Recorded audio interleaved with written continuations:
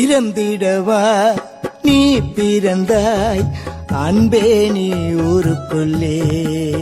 என்னது ஒரே மேகமூட்டமா இருக்கு? நான் எங்க இருக்கேன்? குழந்தாய், எவன்டா? நான் யமன்டா. யமனா? யாரா ஏமாத்துற?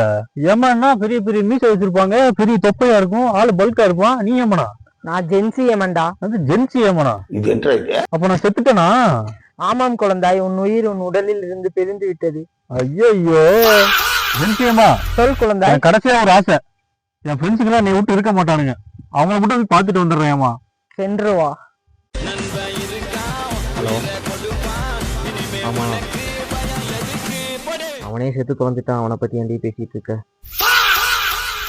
அன்னைக்கு அந்த ரெட் கலர் சாரியில செம்மையா இருந்தது. அவுட்டிங் போலாமா?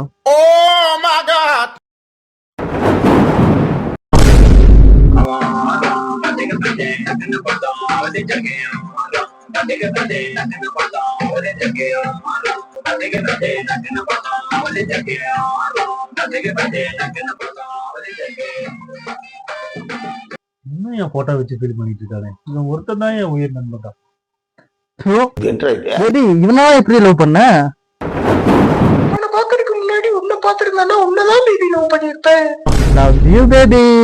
Love you baby. அம்மா வா குழந்தாய், என்ன வருந்தி கொண்டு வருகிறாய்? இல்லையம்மா, என் ஃப்ரெண்ட்ஸுக்கெல்லாம் என்னை விட்டு பிரிஞ்சுட்டு இருக்க மாட்டேன்னு நினைச்சேன். ஆனா ஒருத்தன் பார்த்தா 6-10 டான்ஸ் ஆடிட்டு இருக்கான், இன்னொருத்தர் என்னடா ஆன்டிக்கோட கடலை போட்டுக்கிட்டு இருக்கான். இவங்க 2 பேர்த்து கூட மன்னிச்சிருவேன் ஏமா. ஆனா இன்னொருத்தர் இருக்கான் கடைசியா, ஏன் உசார் பண்ணிட்டான் ஏமா. ரொம்ப கஷ்டமா இருக்கு ஏமா. எனக்கு ஃப்ரெண்ட்ஸே இல்லையம்மா, எல்லாம் துரோகிங்களா இருக்கானுங்க. சரி விடு, நான் இருக்கிறேன். சரி, அந்த பெண்ணின் விலாசம் கிடைக்குமா? விலாசமா? எதுக்கு? உல்லாசமாக இருக்கத்தான். அடே ஏமா, நீ வா. அவன் எல்லாம் மாத்தி வச்சான்.